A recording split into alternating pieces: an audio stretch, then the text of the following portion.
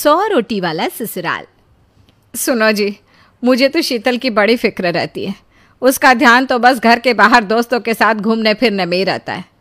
उसे कुछ बोलो तो एक नहीं सुनती। मैं तो कहती हूँ इसकी जल्दी शादी वादी करवा दो, वरना लड़की हाथ से निकल जाएगी। तुमसे ज़्यादा चिंता है मुझे शीतल की शादी की।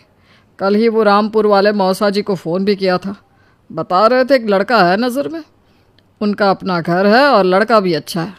अरे तो फिर बस बात चलाओ ना, एक बार देखे तो सही लड़का और घर बार कैसा है।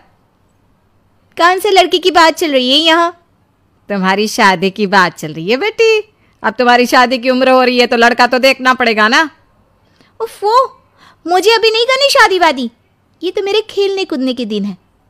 बहुत खेल कूद ली तुम। अब घर के काम धाम सीखने की कोशिश करो, समझी?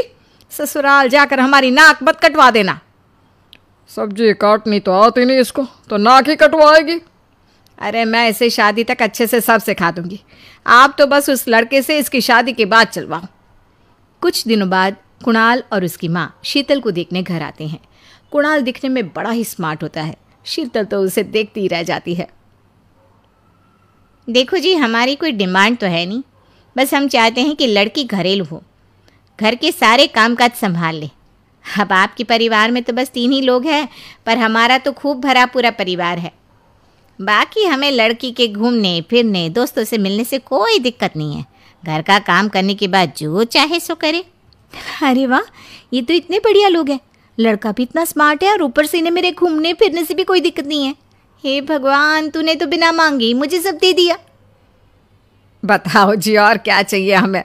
हमारी तरफ से तो रिश्ता पक्का है जी। बस फिर तो हंसी खुशी शीतल और कुणाल की शादी हो जाती है। शीतल मन ही मन बड़ी खुश होती है और उसी खुशी के साथ वो अपने ससुराल में कदम रखती है।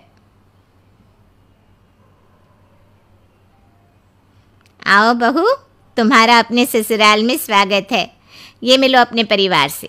ये तुम्हारे ससुर जी, तुम्हारी ननद सुनीता और गीता, सुनीता के पति राजेश और उनके 2 बच्चे राजू और चिंटू। ये ना हमारे साथ यहीं रहते हैं। ये तुम्हारी दादी सास हैं और बाकी लोग अभी बाहर गए हुए हैं। इतने सारे लोग, ये सब यहीं रहते हैं इस घर में? अरे अभी तो मेरे देवर देवरानी और उनके 3 बच्चे यहाँ नहीं है। उसके मायके में भी शादी थी ना, तो बस वहीं गई है। कल तक आ जाएंगे। हे भगवान, ये घर है या धर्मशाला? ये सब एक साथ इस घर में कैसे रहते हैं? मुझे तो पता ही नहीं था इनका इतना बड़ा परिवार है। अब समझी कि कोई डिमांड क्यों नहीं की इन्होंने। ये सब चाल चले मेरे साथ। अरे बहू, खड़े खड़े क्या सोच रही हो? चलो अपने कमरे में जाकर आराम करो। जी माँ जी। अगले दिन शीतल का ससुराल में पहला दिन होता है। शीतल रसोई में जाकर सबके लिए खीर बनाने लगती है। तभी उसके ननद सुनीता आती है। अरे वाह भाभी, आज क्या बना रही हो? बस दीदी, आज वो पहली रसोई है ना, तो खीर बना रही थी। अरे भाभी, ये खीर वीर रहने दो। घर में 4 लोगों को शुगर है और कुछ लोग मीठा ही नहीं खाते। आप ना सीधा खाना ही बना दो। क्या फ़र्क पड़ता है, मीठा बने या नमकीन, बस बहू के हाथ की पहली रसोई होनी चाहिए ना। जी दीदी, तो फिर मैं खाना ही बना देती हूँ। आप बता दो खाने में क्या बनेगा? बस सिंपल सी कोई सब्जी बना दो, जैसे आलू गोभी या आलू मटर, और उसके साथ रोटियां सेक दो। हमारे परिवार में अब तुम्हें मिलाकर पूरे 20 लोग हो गए हैं। 15 बड़े और 5 बच्चे।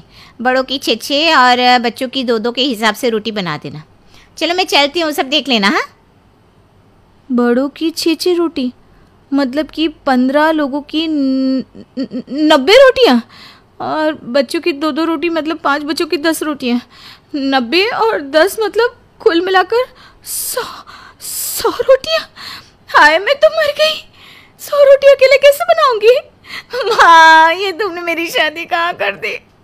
शादी से पहले तो मैंने कभी 4 रोटी से ज़्यादा नहीं बनाई। शीतल एक बड़ी सी परात में 100 लोगों के हिसाब से आटा निकालती है और उसे गूंथना शुरू करती है। आटा गूंथते गूंथते शीतल के पसीने छूट जाते हैं। उसके बाद बारी आती है रोटी बनाने की। शीतल एक एक करके रोटी बनाना शुरू करती है और 10 रोटी बनाते ही अपनी कमर पकड़ लेती है। हाय, मैं मर गई।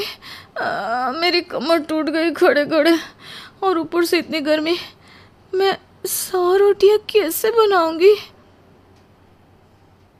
अरे भाभी, सब बाहर रोटियों का इंतजार कर रहे हैं। ज़रा जल्दी जल्दी रोटी सेक दो। सब